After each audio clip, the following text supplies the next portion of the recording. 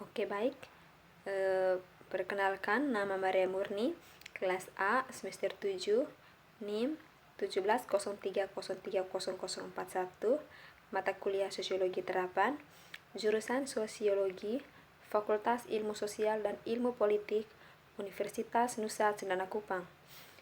Sekarang saya akan membahas buku yang ke-16 atau buku yang terakhir dari Sosiologi Terapan, dan ini merupakan tugas mingguan dari dosen pengasuh mata kuliah Sosiologi Terapan.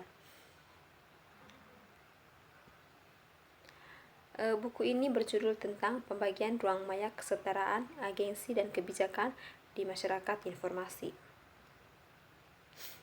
Yang pertama membahas tentang kesenjangan dunia maya, kesetaraan, keagenan, dan kebijakan dalam informasi masyarakat. Munculnya informasi dan komunikasi baru, teknologi atau TIK, teknologi informasi dan komunikasi, seperti internet dikatakan sebagai pertanda datangnya masyarakat informasi. Seperti yang kita ketahui, internet ini selalu memberikan informasi yang terjadi di luar daerah, di luar negeri, atau di mana saja. Jadi, dengan internet kita akan mengetahui apa yang akan terjadi di daerah atau negara lain.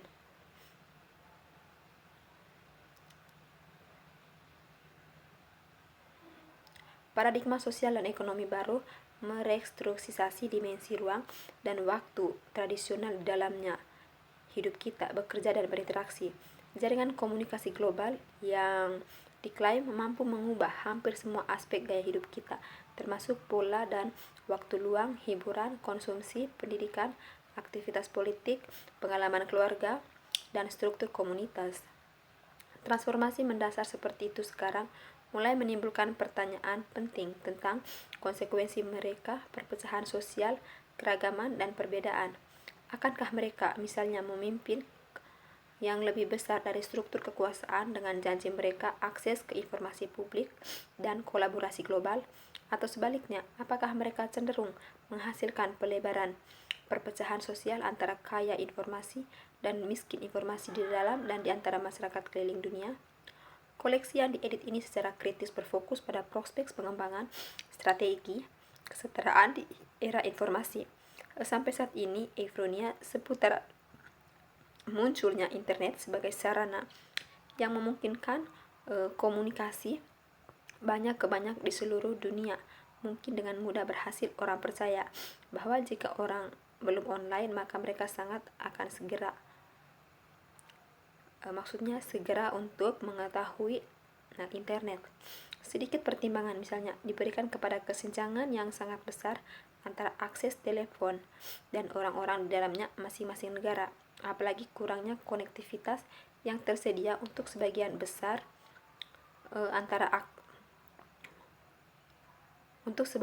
populasi dunia. Bicaralah di antara teknologi elit masyarakat kapitalis maju bergabung dengan informasi. Superhighway adalah wacana yang tidak banyak artinya di banyak daerah dunia di mana bahkan telekomunikasi perantara berada terbelakang. Pengecualian seperti itu dari masyarakat informasi tidak terbatas pada pola yang konsisten dari pembagian utara, selatan, timur, barat, global, namun tetapi juga dikatakan terbukti dalam negara bangsa tradisional. Yang pertama kita akan membahas tentang menurunkan informasi masyarakat.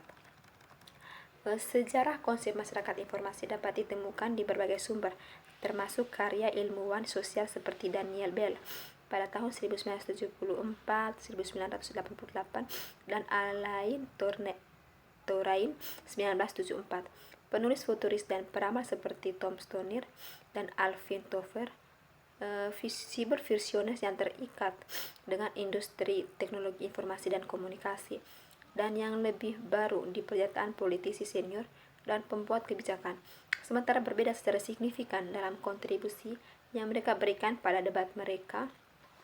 Namun berbagai gagasan bahwa masyarakat sedang diubah oleh revolusi teknologi informasi yang menciptakan sosial yang sama sekali baru struktur. Pendukung semacam itu menyarankan bahwa kita sedang menyaksikan kematian era industri dengan penggantian modal dan tenaga kerja sebagai kepala sumber daya pertumbuhan ekonomi dengan informasi dan pengetahuan sebagai sarana utama pembangunan. Untuk bukti yang muncul, era informasi mereka akan mengklaim bahwa manufaktur tradisional industri tidak lagi mendominasi generasi kekayaan nasional masyarakat maju. Sebaliknya, industri informasi berkembang pesat, berkembang dalam hal lapangan kerja, investasi, dan pangsa pasar. Kekuatan untuk perubahan disediakan oleh sintesis secara formal, teknologi yang berbeda seperti komputasi pribadi, digital, telekomunikasi, realitas virtual, teknologi dan bioteknologi, serta berbagai aplikasi multimedia dan perangkat lunak yang memungkinkan pembuatan komunikasi dan penyebaran informasi dengan cara yang melampaui konsep modernis tentang waktu dan ruang. Pentingnya teknologi informasi dan komunikasi bagi generasi ekonomi dan daya saing keuntungan dapat ditemukan dalam berbagai pernyataan politisi dan pembuat kebijakan, khususnya di Amerika Serikat dan Eropa. Perhatian dalam masyarakat industri akhir seperti itu cenderung diarahkan dan dirasakan perlu untuk menghindari tertinggal dari negara-negara Asia seperti Korea dan Jepang. Yang berikut kita akan membahas tentang perspektif kritis perkembangan teknologi.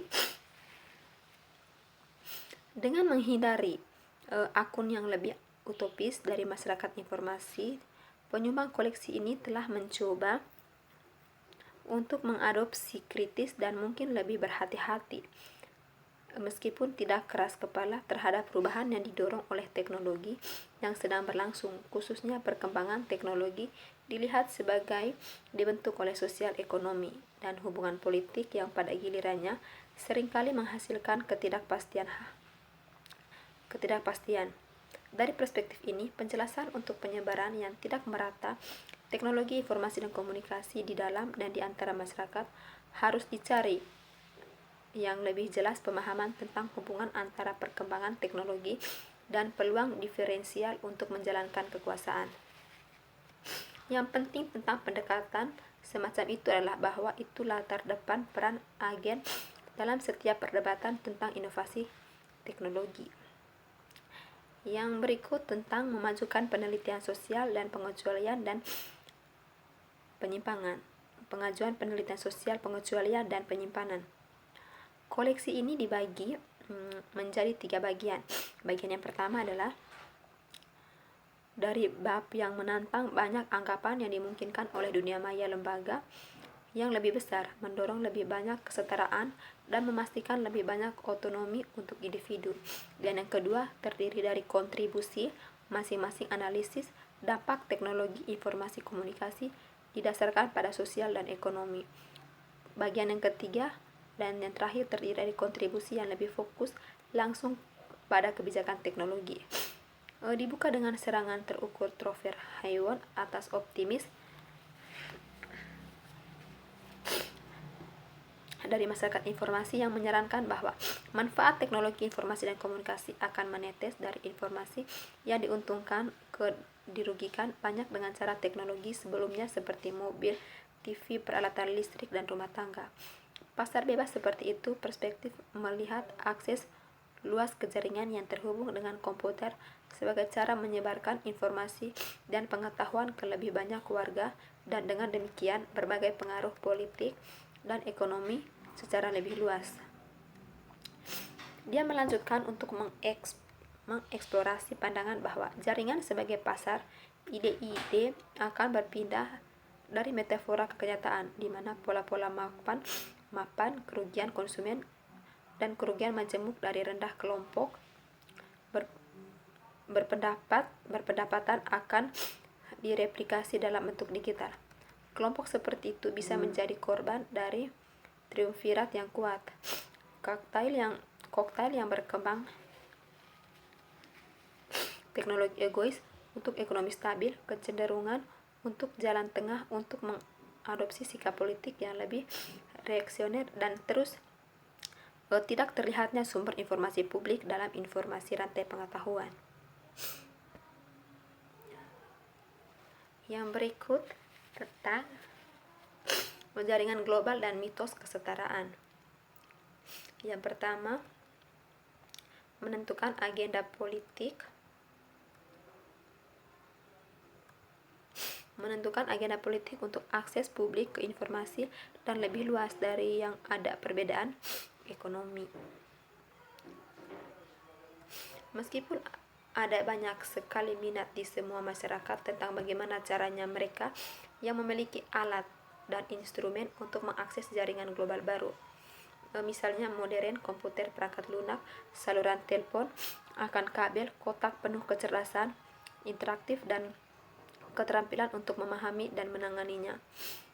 Akan diberdayakan umum hanya ada sedikit agenda politik yang ditangani. Seberapa mudah akses jaringan ini bagi populasi yang cukup besar tidak akan memiliki akses mudah ke alat-alat ini. Dampak dari pengecualian keduanya, si kaya dan si miskin, dan sejauh mana perbedaan tersebut mengubah asumsi setiap kelompok tentang dunia, sepertinya ditinggalkan untuk memasarkan kekuatan untuk membentuk dan kemudian mengontrol.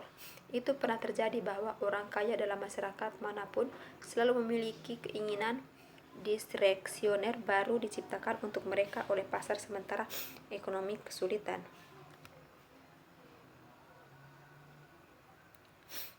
Yang kedua adalah mengakses serbatkan kehilangan komunitas, lebih ekonomi perbedaan plus penghancuran opsi dan pilihan ruang nyata. Jaringan adalah tentang memaksimalkan keuntungan dengan komunikasi jarak jauh, dan oleh karena itu kita tidak perlu heran jika hal itu membuat kita semakin jauh satu sama lain. Ini adalah paradoks yang serius. Itu yang bisa menghubungkan kita orang lain di tempat yang jauh juga dapat mengurangi dan menghambat orang terkaya dan paling banyak memuaskan hubungan manusia saat kita menggunakannya dalam jarak dekat, menggantikan pertemuan satu sama lain di ruang nyata. Mungkin itu saja yang saya dapat jelaskan. Sekian dan terima kasih.